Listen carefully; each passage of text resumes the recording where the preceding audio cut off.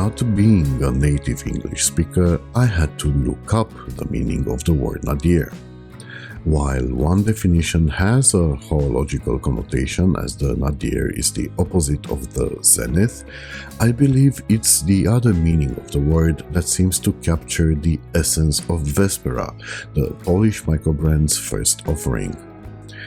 The lowest point of a situation is when everything is reduced to its essence, and the time when having a reliable landmark helps one find their footing. That pivot point can be a watch, but that watch has got to be a dependable tool, a sturdy companion one can count on when navigating dire straits. Can Vespera be such a pivot point? Let's find out. The latest name on the list of emerging Polish independent watchmakers, Bartek Maniecki, has decided a while ago to build the perfect companion for his off-road adventures, an ETC type of watch capable of offering reliable timekeeping while withstanding the elements. You can read more about Bartek in the interview I published on watchingone.net. Coming back to the Vespera, its distinctive case shape is built around the dual crown setup. Helped by the silverish hue of the 904L stainless steel, it looks just as soft as it feels. With so much steel on display, Nadir ran the risk of creating a cold, impersonal slab, but every edge and every corner are smoothed out, giving the Vespera a warm, organic feel. The quality of the brushing is as good as any, and I like that Nadir have avoided going for a sandblasted finish the way other brands are shouting from the rooftops, "Hey, look at me, I'm blasted, so I'm a tool watch." The dual crown setup has been quite popular lately, but I like Nadir's unique approach to providing the crown's protection, clearly accentuating this timepiece's tool character. The, let's call it fin, opposite the crowns, does very well to bring balance and offers an additional sloping surface that accentuates the 3-volume trick used to slim the watch down. I really am impressed with the choices made, as form follows function and works towards achieving the goal of making the watch seem thinner than its 12.5mm measurement. On the other hand, the excess protuberances contribute to taking Vespera's width to 42mm.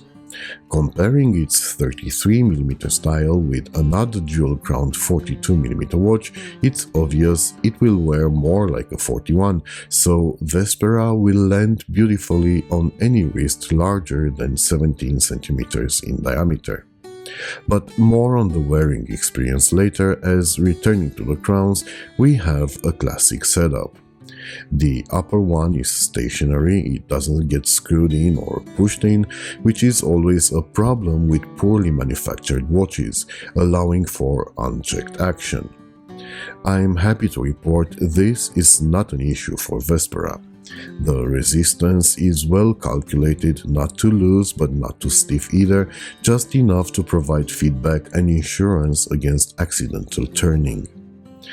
The crown is used to move the inner bezel bidirectionally, thus allowing for quick setting it for tracking a secondary time zone. The bottom crown is signed and screwed down and allows access to the 9015 Miyota caliber powering the watch. And Vespera is once again pointing to its no-nonsense nature by protecting the mechanism with a solid steel caseback whose textured surface ensures good grip on the wrist while providing water resistance down to 100 meters. In line with the overall approach, the dial of the Vespera is dynamic yet understated under the AR-coated flat sapphire crystal. It prioritizes legibility and provides landmarks for accurate time-telling. The inner rotating bezel's markings are of adequate size and easy to line up precisely with the help of the perforations punched in at the edge of the dial.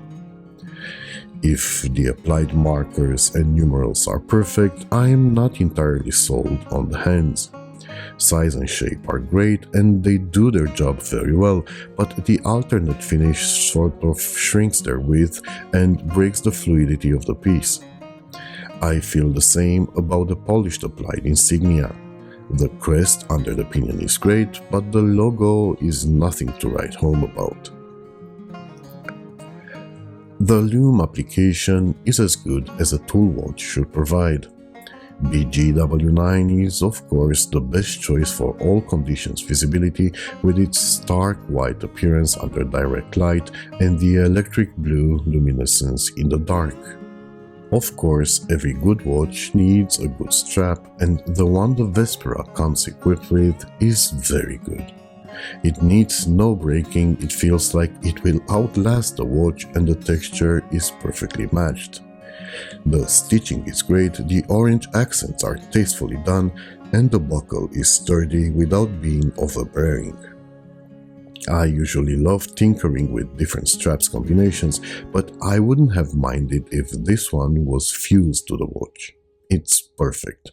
Well, it is perfect, but on my 19cm wrist I use the second to last hole, and even on their website Nadir point out to the fact that it will fit wrists of minimum 17 centimeters. I wouldn't recommend this watch to people whose wrist circumference is significantly smaller than 7 inch, but those that like wearing oversized watches should take note. And there's one tiny detail that points out to the fact that this one's definitely a handmade strap. The quick release spring bars are mounted upside down, so it takes using the left hand when taking them off or fitting them on. Finally, moving on to the packaging, I am surprised Nadir chose to stray away from the overall theme of practicality, as the wooden box feels great to the touch, smells fantastic, but is a decorative item regardless. A travel pouch would have been more adequate in my opinion. So, is this a watch you should ignore, consider, shortlist, or buy? Before answering this question, let's take a look at the other two variants, the blue and the white. Every once in a while, I'm given the opportunity to choose the configuration I'm going to review, and in this case, without hesitation, I pointed to the black dial variant. I found it to be the most legible and the most interesting. And now I regret my decision, as the more I look at the silver dial watch, the more intrigued I am by it. I guess I made an elementary mistake no watch reviewer should make, failing to gather and provide the complete picture. Of course, most details covered in this review will apply to the other variants, from Vespera's great build quality to its great wearability, from the originality of its design to the integration of those design choices into a coherent package. I don't know, however, if the silver variant will wear larger, or if the blue one will ensure the same excellent legibility. Therefore, if you're interested in the other variants, my advice is to shortlist the Vespera. Bid your time, and maybe one day a relevant review will pop up on your feed. If, however, it's the black variant you're interested in, my verdict can't be but a resounding buy. The strap alone is worth a quarter of the admission price. 904L stainless steel will always come with a premium, and the Miyota 9 series is the best bet for the price point, but then this watch is more than the sum of its parts. My job is not to describe what your eyes can see, I'm here to tell you how different watches feel, how they behave, how they interact with you.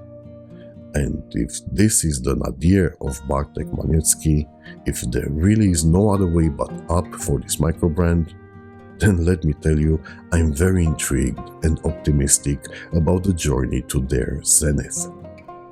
Thank you for watching, be well, and get the watch you want.